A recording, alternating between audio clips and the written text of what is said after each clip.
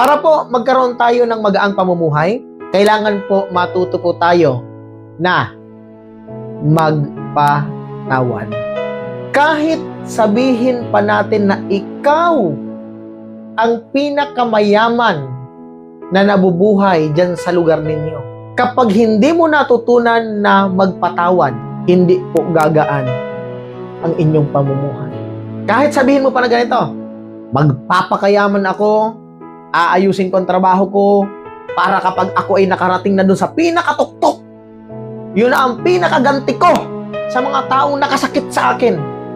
Mali ang motibo natin minsan, pero sabihin ko po sa inyo, kahit ikaw pa makarating dun sa pinakatuktok at makita mo din siya dun sa pinakababa, hanggat hindi mo siya napapatawad kahit nasa tuktok ka na ng tagumpay, mabigat pa rin ang iyong pamumuhay.